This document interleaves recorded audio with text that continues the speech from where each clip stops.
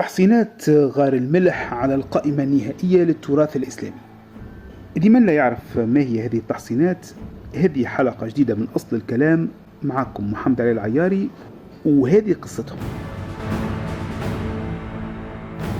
سنة 2024 جاء الاعتراف الدولي ليعيد تحصينات غار الملح للواجهة من جديد ويعرف بمكانتها التاريخية.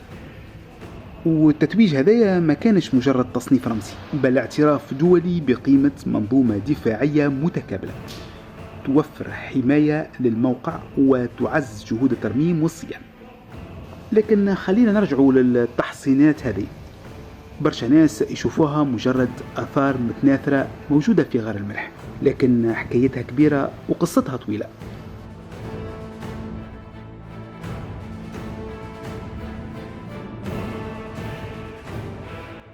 في الحقيقة التحصينات هذه اللي نشوفوا فيها هي كانت 3 قلاع شامخة تبنات حوالي سنة 1650 ميلادي، وهي عبارة على برج اللوطاني والبرج الوسطاني وبرج لازاريت.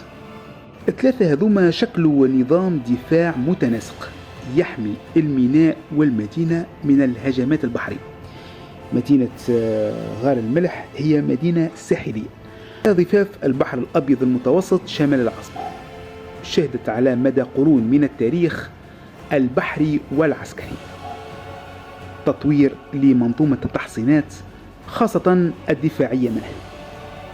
يعني باختصار لتفادي الهجمات البحرية من طرف الأعداء تم بناء 3 تحصينات هذوما في الواجهة على البحر المتوسط في مدينة غار الملح. التحصينات هذه امتزجت بين الهندسة الأندلسية ودقة الخبرة العسكرية العثمانية، فكانت جدرانها سميكة وقادرة على امتصاص ضربات المدافع.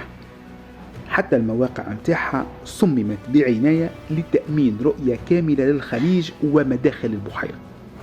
يعني أي هجوم من سفينة بحرية بمدفع مهما كان العيار متاعه ما كانش قادر على اختراق الجدران السميكة لهذا الحصن. برج اللوطاني المطل على الميناء القديم كان نقطة مراقبة متقدمة وحصن عسكري لحماية السفن الراسية. أما برج الوسطاني فقد شيد كقلعة مركزية داخل المنظومة الدفاعية محاط بخندق حماية ليؤدي دور القيادة العسكرية والسجن في فترات تاريخية لاحقة. في حين مثل برج لازاريت خط الدفاع الأول عند مدخل المدينة، واستعمل خلال القرن التاسع عشر كمركز للحجر الصحي في انعكاس لدور المدينة البحري والتجاري المتواصل عبر الزمن. واليوم تقف تحصينات غار الملح أو ما تبقى منها كذاكرة حجرية حية تضيف لصرح الهوية التونسية الأصلية، وتذكر أن تونس لم تكن فقط نقطة عبور في التاريخ، بل قوة بحرية وثقافية ساهمت في صناعة التاريخ المتوسط. بين البحر والبحيرة وبين الماضي والحاضر تواصل هذه القلاع حراسة المكان، وهي شاهدة على زمن كانت فيه غار الملح بوابة تونس نحو العالم.